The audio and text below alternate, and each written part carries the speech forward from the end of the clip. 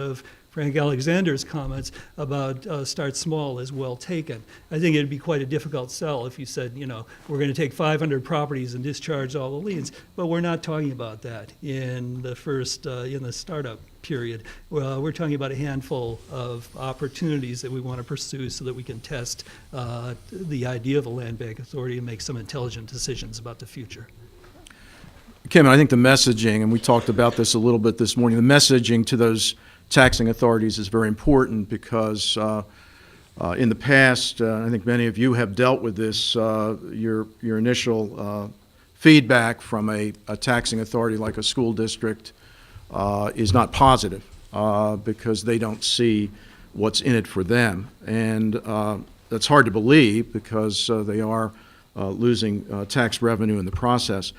And I think John alluded maybe to, maybe I can talk about the private sector because I think the private sector is important. We talked about, county government, local government. Obviously, I think we will need maybe some buy-in at some point from the state government in terms of funding through the Housing Trust Fund. We can have that discussion here or another time. But, blight is something that economic developers they detest it because it makes it very difficult for them to market their communities. And I'm working in a community in the coal region, and they're trying to do some good things in a community, and they're not able, the economic development agency is not able to make things happen because as soon as they bring people into this blighted community, the people who represent that corporation are saying, how can I do this to my employees, and where are they going to live, and where are they going to shop, and what are the cultural venues, and there aren't any, and the blight basically reinforces their concerns. So I think in terms of the private sector, honestly, I think corporations have an interest in this. I think you need to discuss that with them in terms of starting a land bank. I think potentially indirectly through a state program that some of you are aware of, the Neighborhood Assistance Program, where you get actually a better tax credit to deal with blighted issues, and in theory could be used for some of the land bank activities, including demolition, maybe not directly with a contribution to a land bank, but maybe to a nonprofit that is supporting maybe the demolition activities of the land bank. So I think corporations are important players as well as foundations in terms of who to bring under the tent when you're looking to start a land bank. What about community? I was just going to say, and then there's the community resources, community development corporations, of course, those that are active on the neighborhood level, on the ground level, are working on vacant lot cleanup, are planning for their neighborhood. Really critical to work with those folks who really know what they want to see happen on the ground.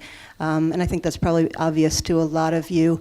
So there's also the advocates, like a PCRG in Pittsburgh, Pittsburgh's Community Reinvestment Group, that really were there to continue in at least the city of Pittsburgh to say that we need a better system. We need to be, and when there was the opportunity for the city of Pittsburgh to enter into an agreement with a servicer for the collection, they were there saying, but what about the uncollectibles? What do we do with the uncollectible accounts on those properties that are out there and aren't being repurposed? And then there's, academia. The city of Pittsburgh had a tremendous partnership with a university-based GIS, mapping technology.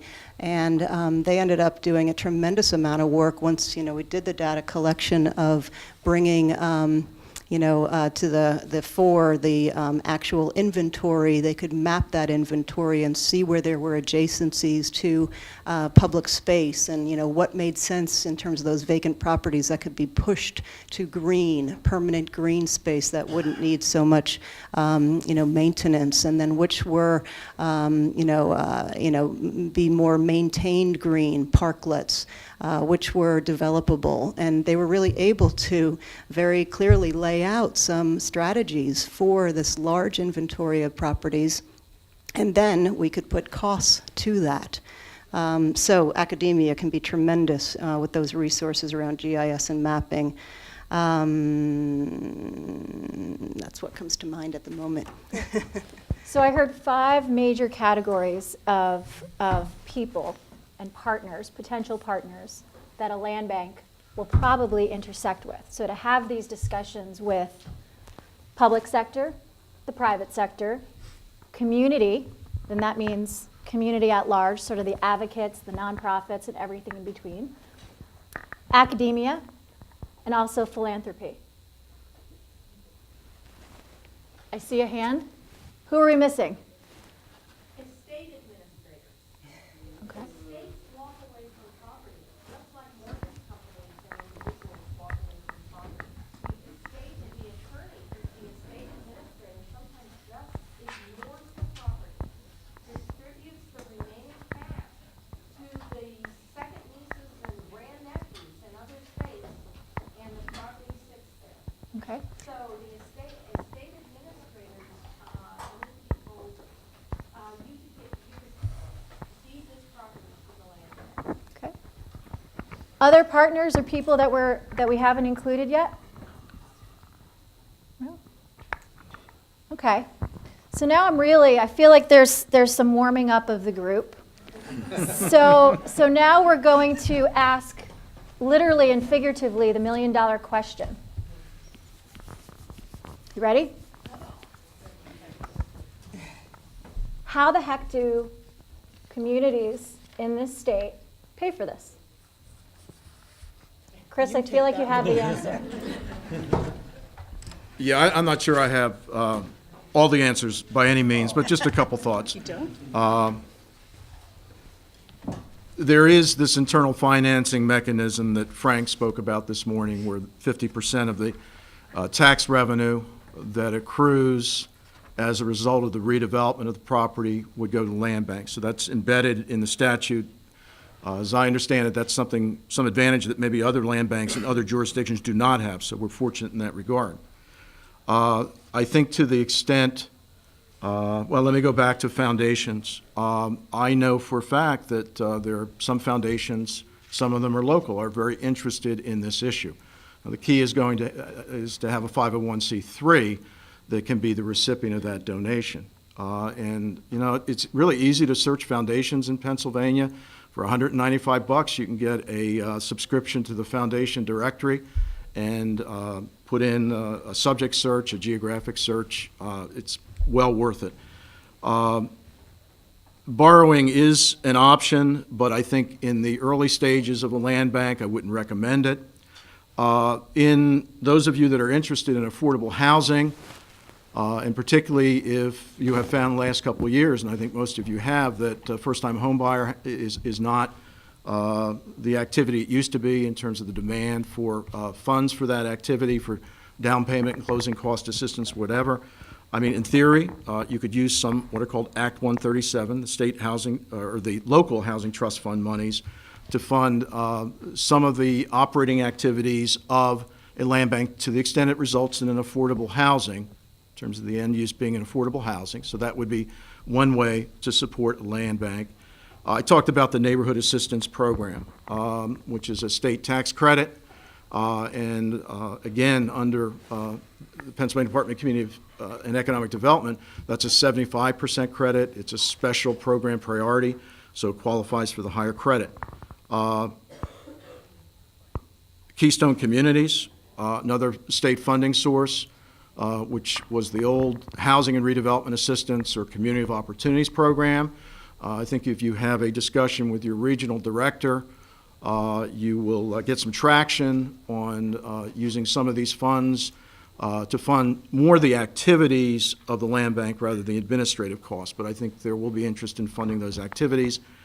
And then finally, I think the State Housing Trust Fund through the PHFA allocation that is coming to it as a result of the Act 13 Marcellus Shale, or, and this is less likely, the monies that are coming directly to the jurisdiction as a result of Act 13. In theory, they could use those for affordable housing. The problem is that a lot of them are getting there's a lot of demand for that money to improve roads as a result of adverse impacts that the Marcellus drilling is having. But I think there are some sources, specifically if the end product is affordable housing. It wouldn't have to be homeowner, it could be renter. And there's certainly a need for renter housing. I think a lot of us are seeing that in Pennsylvania now as less people are becoming homeowners, more are forced into a rental situation. I think there are some potentially federal sources, but I'll stop there, and if we have time at the end, I can talk about a few ideas on federal sources. I think it's great to talk about a few ideas on federal now before we move on. Okay? You guys want to jump in, or do you want me to cover it? Please.